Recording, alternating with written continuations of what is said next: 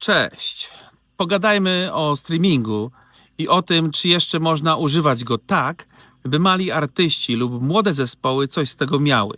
Zastanówmy się, czy nadal warto tam być, będąc zupełnie niezależnym artystą lub mając stosunkowo mało znany zespół. Jeśli ten temat jest dla Was ważny, proszę udostępnijcie moje wideo, może wspólnie dotrzemy do szerszego grona odbiorców. Patrząc na to, jak ludzie słuchają dzisiaj muzyki, nie mam złudzeń, słuchacze nie zrezygnują z wygody, jaką zapewniają im serwisy streamingowe.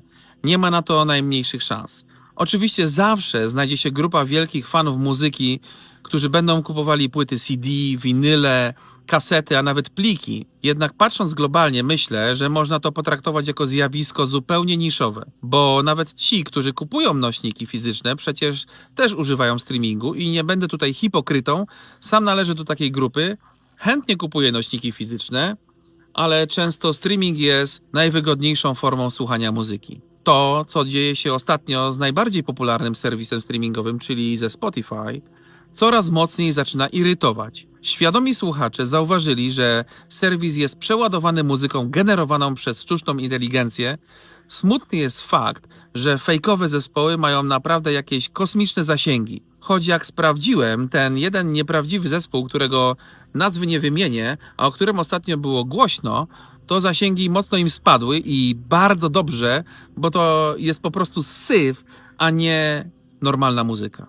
Docierają do mnie także sygnały, że są ludzie, którzy kompletnie nigdy nie mieli nic wspólnego z muzyką, a zaczynają generować utwory w serwisach AI, tworzyć zespoły i wrzucać taką muzykę na streamingi. Po prostu po to, by zarobić. To jest dopiero żenada, uważajcie na takie zagrywki i nie słuchajcie tego. Trudną sytuację mają też znani artyści, bo często ci mniej znani, ale za to bardziej nieuczciwi, dopisują sobie ich jako współtwórców utworów. Takie kawałki pojawiają się potem na profilach znanych artystów i generują setki tysięcy odtworzeń. Czy to jest uczciwe? No, kochani artyści, którzy tak robicie, zastanówcie się nad tym. Natomiast pojawia się podstawowe pytanie, czy mali artyści powinni być w serwisach streamingowych. To oczywiście personalna decyzja każdego, ale według mnie, będąc stosunkowo niewielkim artystą, trzeba po prostu być wszędzie. Ja na przykład świadomie unikam TikToka i nie mam tam konta, ale pewnie moją muzykę można tam znaleźć podczas tworzenia rolek. Już kiedyś mówiłem na moim Instagramie, co powinni robić mali artyści, będąc już w streamingu. Nie ma co liczyć na to, że Spotify samo z siebie doda wasze utwory do playlist, szczególnie tych związanych z porami dnia czy nastrojami. Te playlisty są pełne muzyki stworzonej przez AI. Pitchowanie przez stronę Spotify for Artists też rzadko kiedy się sprawdza, choć niektóre młode projekty z takich gatunków jak rock, pop, punk, a przede wszystkim hip-hop mogą liczyć na to, że trafią na playlisty typu Fresh Finds. Natomiast wszyscy ci, którzy tworzą muzykę niszową, mniej oczywistą, powinni się wspierać. Jak to robić? Słuchajmy playlist, których kuratorami są dziennikarze i blogerzy muzyczni, czasem też książkowi. I festiwale, szczególnie te mniejsze, także sami artyści czy znane wam osoby. Tam na pewno znajdziecie utwory, które są dla nich ważne i są tworzone przez ludzi, a nie sztuczną inteligencję. Tu chciałbym polecić moją playlistę The Best of Polish Ambient. Staram się ją aktualizować za każdym razem, gdy pojawi się jakaś nowa płyta czy utwór polskiego twórcy ambientu. Ale jeśli także wy tworzycie ambient, koniecznie napiszcie do mnie na Insta. Bardzo chętnie dodam wasze utwory do tej playlisty. Im więcej osób polubi playlistę i jej posłucha, tym lepiej dla tych mniejszych artystów.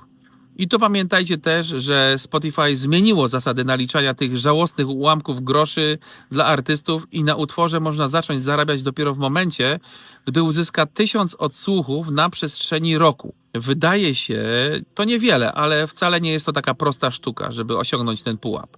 Warto poszukać też grup w mediach społecznościowych, na których artyści wspierają się wzajemnie.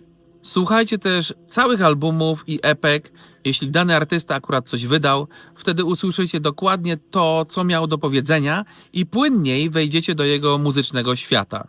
O kupowaniu płyt CD, winyli, kaset i innych formach wspierania artystów opowiem w kolejnej rolce. Już teraz zapraszam do śledzenia mojego kanału. No i oczywiście nagrywajcie muzykę taką, jaką kochacie. Ale przede wszystkim róbcie ambient, bo mój kanał dotyczy głównie tego gatunku muzyki. Cześć.